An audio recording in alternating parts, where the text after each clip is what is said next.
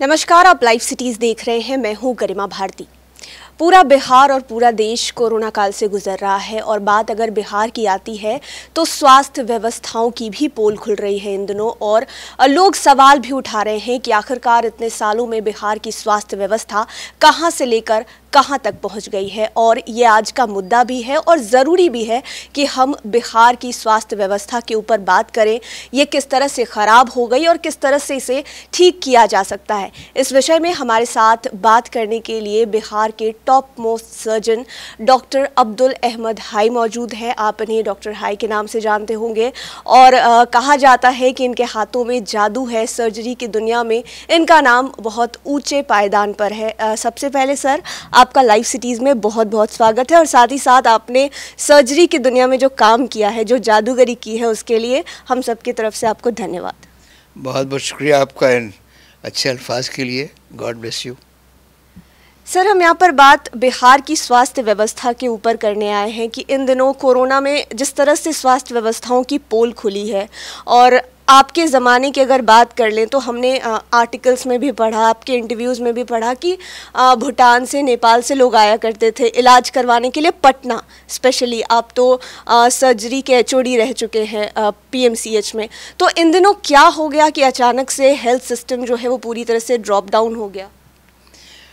देखिए, एक चीज़ जो आज से 50 साल पहले बहुत अच्छी थी, बहुत मशहूर थी, बहुत ही फ़ायदा दे रही थी, कोई ज़रूर नहीं कि 50 साल बाद भी उसकी उतनी ही इम्पोर्टेंस, अहमियत रह सके। बहुत सही कहा तुमने कि एक ज़माना था कि अफ़गानिस्तान से हमने ट्रीट किया, अफ़गानिस्तान से लोग आते थे। चंद्रशेखर जी जो प्राइम मिनिस्टर भी बने, उस समय प्राइम मिनिस्टर नहीं थे, वो यूथ लीडर थे कांग्रेस के। उनको गॉल ब्लैडर में एक्यूट इन्फ्लेमेशन, एक्यूट कोलेस्टाइटिस कहते हैं, वो अपने बलिया में थे। बलिया से उनको ले जाया गया लखनऊ। लोगों ने कहा कि यहाँ ठीक इलाज नहीं होगा, दिल्ली जाइए। दिल्ली वालों ने कहा नहीं, पटना जाइए। हम उस वक्त जस्ट डॉक्टर बने थे, नए नए। हमारे टीचर थे डॉक्टर जीवन शाही। उन्होंने उनका ऑपरेशन किया, हम लोग भी टाका वाका काटते थे बाद में उनका। तो ये रुतबा था पटने का। आज हम कहाँ पर हैं, तुमने बता ही दिया कहाँ पर हम हैं। तो बहुत सारी वजह हैं इसकी, लेकिन सबसे बड़ी वजह यह है कि हमारी प्लानिंग सही नहीं हो पाई। और अगर हम कहें कि हमको कोई चीज़ बहुत पसंद है तो हम उसका बड़ा हिस्सा वहाँ लगाएंगे ना। अगर आप जीडीपी का 1.4% और 1.9% हेल्थ पर लगाएंगे और फिर कहेंगे कि यहाँ की इंफ्रास्ट्रक्चर कमज़ोर है, तो मजाक है ना, बेवकूफ़ी। किसको बेवकूफ़ बना रहे हैं हम लोग? और ये अभी की सरकार का नहीं, ये सरकार में हमेशा होता चला है।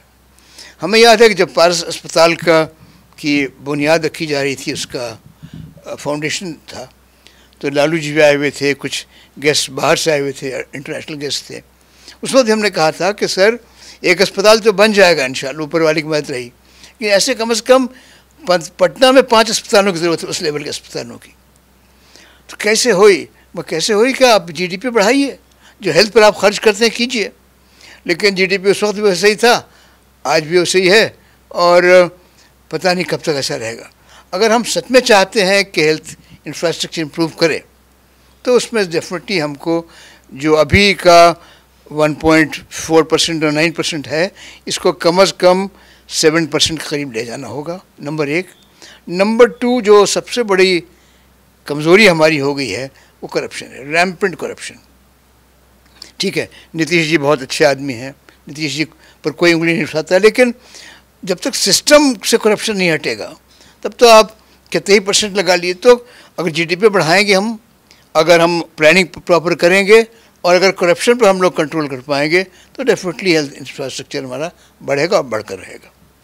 मतलब सालों से सरकारों ने यही किया, जो देश के लिए सबसे बुनियादी चीज़ थी स्वास्थ्य, उसको लेकर मतलब सुविधाएं कम करते चले गए। इसके वजह से अभी जो पैंडेमिक के सिचुएशन में अभी जो हालात तो सालों से थे, लेकिन अभी के समय में लोगों को ज़्यादा ज़रूरत पड़ी है स्वास्थ्य व्यवस्था की। तो इस समय जो पोल खुली है स्वास्थ्य व्यवस्था की, वो तो सबके सामने है।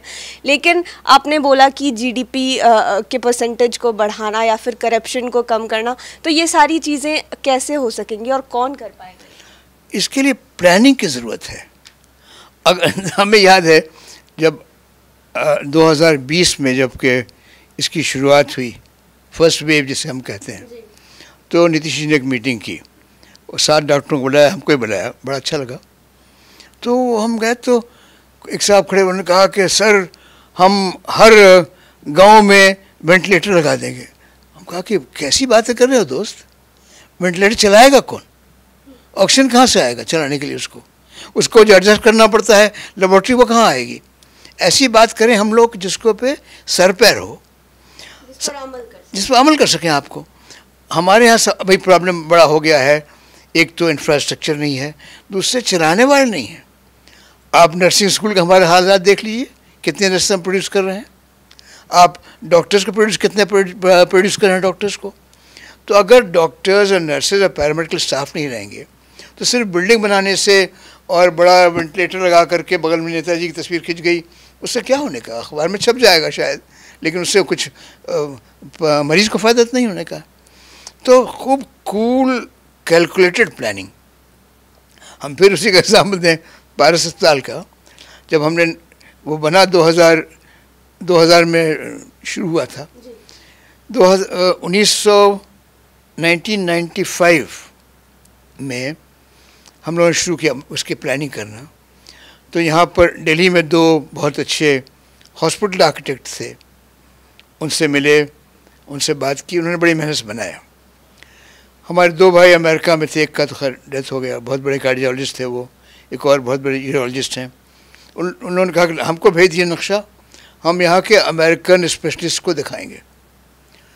2 अमेरिकन थे, एक जर्मन रॉबर्ट श्लेगर और एक और मैक्सिकन था लेकिन अमेरिकन डिसेंट का। उन्होंने कहा this is a very good plan for 2020। हम कहा नहीं यार 2020 नहीं, हम चाहते हैं कि this be a plan for the next 20 years. बोले इन दैट केस डॉक्टर है you must come over to USA। 2 trip किया हमने USA जस्ट फॉर प्लानिंग कि दीवार कहाँ से होगी या ICU कहाँ पर होगा, OT कहाँ बनेगा। आज इतना पारस का नाम है, पारस सच हमारे बड़ा है, क्यों? उसके पीछे प्लानिंग थी, ऊपर वाले की मदद है, उस पर हम बिलीव करते हैं, लेकिन प्लानिंग बहुत ज़रूरी थी। तो हमें हेल्थ केयर को अच्छे से प्लान करना है, उसमें पैसा लगाना है, डॉक्टर्स और नर्सेस प्रोड्यूस करने हैं। और तब एक बात रही सोशल अवेयरनेस की। वो जो हमारी आदत है कि सड़क पर चल रहे हैं, बड़ी अच्छी गाड़ी, खूब खूबसूरत गाड़ी, और गेट खोला और सड़क पर थूक दिया, पान का पीक फेंक दिया। और तो अगर ये उस अस्पताल में इसको रोकने में कितनी मेहनत हुई है आप समझ सकती हैं। इस गंदे मिजाज को तोड़ना होगा। तो सोसाइटी भी हेल्प करे, सरकार भी हेल्प करे, प्लानिंग हो तो ज़रूर हेल्थ इंफ्रास्ट्रक्चर बढ़ेगा, क्यों नहीं बढ़ेगा इंफ्रास्ट्रक्चर।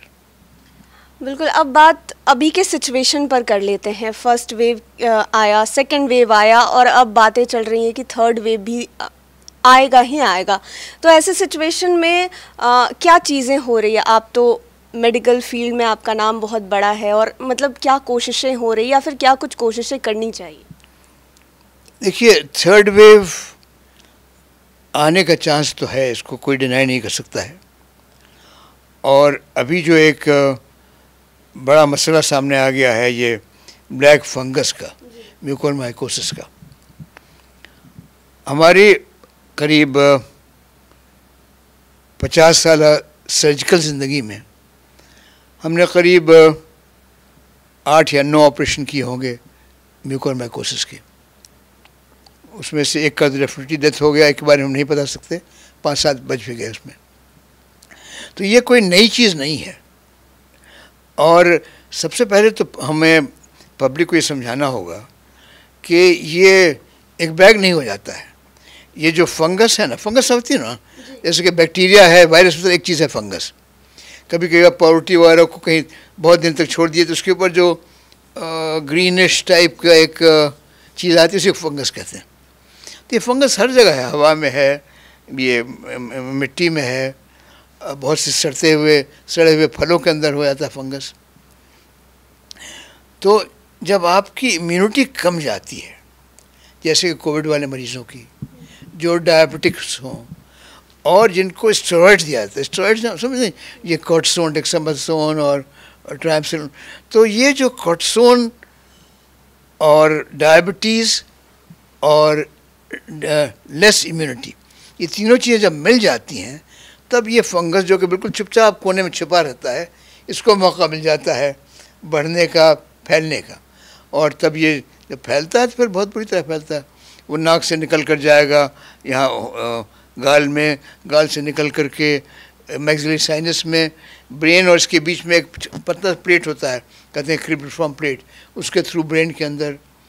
तो है तो बहुत ख़तरनाक चीज़, लेकिन अगर ज़रा सा ख्याल रखें हम लोग कि डायबिटीज़ पर कंट्रोल रखें, इम्यूनिटी को घटने नहीं दें, कॉर्टिसोन का बेजा इस्तेमाल नहीं। आज सबसे ज़्यादा कॉर्टिसोन डॉक्टर इस्तेमाल नहीं कर रहे हैं, वो गांव के क्वैक लोग इस्तेमाल कर रहे हैं। क्यों? कि एक दिन एक गोली खिला दीजिए तो मर्ज बुखार फ़ौरन उतर जाता है, बड़ी अच्छी दवा है, उनका तो काम चल गया। लेकिन जब उसको माइकोसिस का हुआ और ब्लैक फंगस हुआ तो पटना रेफ़र कर दीजिए। तो इसका तो इलाज है कि हम लोग प्रॉपरली अपने आप को, मेडिकल प्रोफेशन भी और सोसाइटी भी इस पर ध्यान रखे।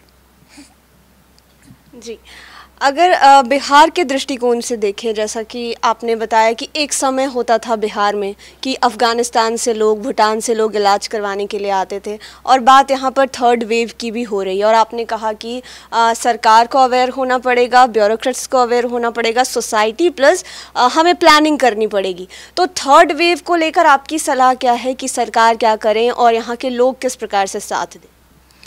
देखिए, जो भी थर्ड वेव आएगा, ये जो बेसिक्स हैं जो शुरू से हम सब लोग कहते आ रहे हैं, हम नहीं, मतलब पूरी मेडिकल दुनिया कहती आ रही है, बार बार हाथ धोना। हाथ धोने में किस्सा सुनाया था हमको। हम प्रेसिडेंट थे association of surgeons of India के, तो उस वक्त शुरुआत से मेरे ख्याल में 10-12 साल पहले की बात है। तो हम लोग कहा नहीं साहब, इस पर एक बड़ा अच्छा सा प्रोग्राम होना चाहिए कि ये मैसेज फैले।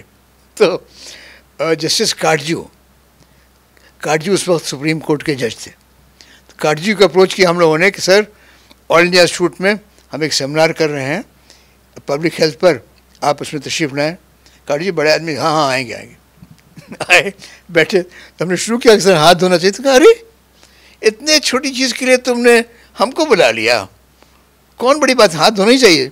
हाथ धोना चाहिए नहीं, अगर बार बार आप हाथ नहीं धोएंगे, अगर मास्क नहीं लगाएंगे, अगर सोशल डिस्टेंसिंग नहीं करेंगे, और अगर देखिए वायरस के बारे में एक चीज़ हम और बता दें जिस पर शायद लोग कम ध्यान देते हैं। वायरस के अगेंस्ट में नेचर ने जो दिया है वो है सनलाइट और फ्रेश एयर।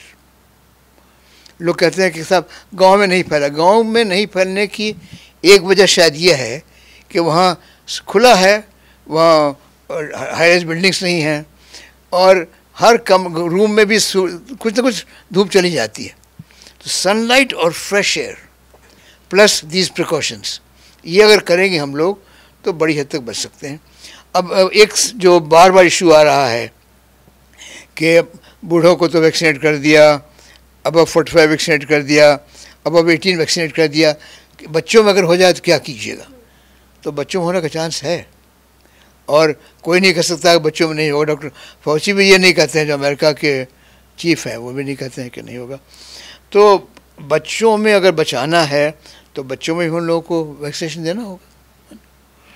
और जो हम लोग प्लानिंग में बात की, एक चीज़ हम कहना भूल गए कि who will lead the team, planning team, ये सबसे बड़ी बात। हाँ, वो एक नेताजी होंगे, क्योंकि उनको बहुत ज़्यादा वोट आया है, वो होंगे। मेरे ख्याल में हमें और नेशंस सीखना चाहिए।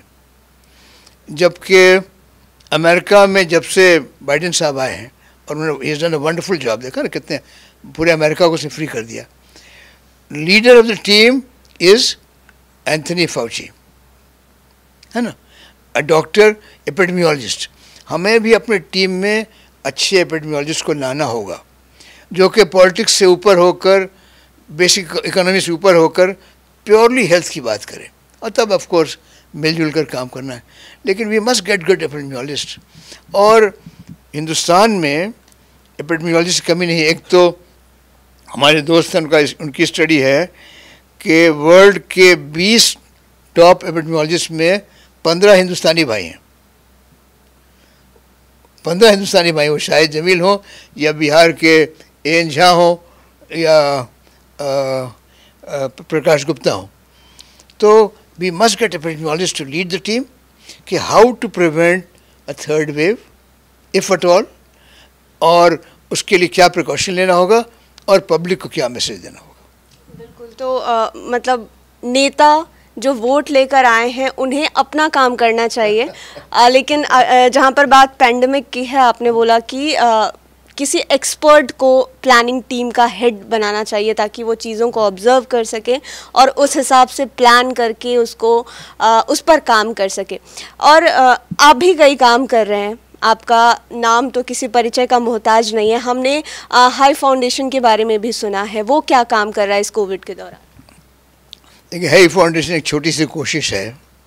इसकी शुरुआत इस तरह हुई कि इस्लाम में यहाँ पर है कि एक अल्लाह को मानो, कुरान को मानो, वहाँ पर है नमाज़ पढ़ो, का ज़कात मीन्स के 2.5% of your savings you must give to charity. तो ये शुरू हुआ ऐसी ज़कात के से। हमने कहा ज़कात का पैसा ये जो सड़क पर मांगते रहते हैं कि बाबा दे दे, तो आपने पॉकेट से 5 पैसे दे दिए, क्या होगा 5 पैसे को? नहीं, उसको जमा करें हम लोग। तो यही हाई फंड शुरू हुआ। तो एजुकेशन पर काम शुरू किया हम लोगों ने कि हम लोग स्कूल्स में बढ़ाएंगे। अभी हम लोग पटना सिटी में स्कूल था है, यहाँ पर 2-3 स्कूल खोला हम लोगों ने अशोक राजपथ पर। अभी वहाँ के टेक्निकल एजुकेशन होना चाहिए, तो एक फुलवारी शरीफ में हम लोगों ने एक छोटा सा पैरामेडिकल्स के लिए खोला, एक अस्पताल बनाया। तो छोटा छोटा काम हो रहा है। लेकिन अभी इस पैंडेमिक में अभी एक एम्बुलेंस सर्विस शुरू करवा दी। उस ज़माने में आज से 15 दिन पहले जब ऑक्सीजन की बड़ी मारा मारी थी, तो इधर से मांग चांग करके कुछ 3-4 जगह बेसिस बना दिया ऑक्सीजन का कि भैया आइए सिलेंडर ले जाइए फिर लौट आइए। तो ये सब दे आर स्मॉल स्टेप्स। अभी बहुत काम करना है, और जब तक सोसाइटी एज अ होल में ये जज्बा नहीं आएगा कि अपने हम तो रोटी खा लेंगे, लेकिन मेरे बगल वाला अगर भूखा सो गया तो हम किस मुँह से अपने आप को इंसान कहेंगे? कुछ तो उनके लिए भी करना होगा ना। तो हाई फाउंडेशन का यही काम है, और अभी हम लोग उसको और आगे बढ़ाना चाहते हैं कि बढ़े। और बेसिक स्ट्रेस 2 ही चीज़ पर है, एजुकेशन एंड हेल्थ पर। तीसरा है वुमेन एम्पावरमेंट पर, तो वो तो ऑटोमेटिकली हो जाएगा। जहाँ एजुकेशन आया वहाँ वुमेन एम्पावरमेंट साथ साथ चलेगा।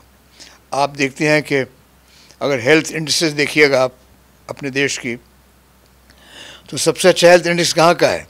जहाँ सबसे ज़्यादा पैसा है महाराष्ट्र में, वहाँ का नहीं है, गुजरात का नहीं है, केरला का है। Kerala is not the economically not the biggest state in the country. लेकिन क्या है?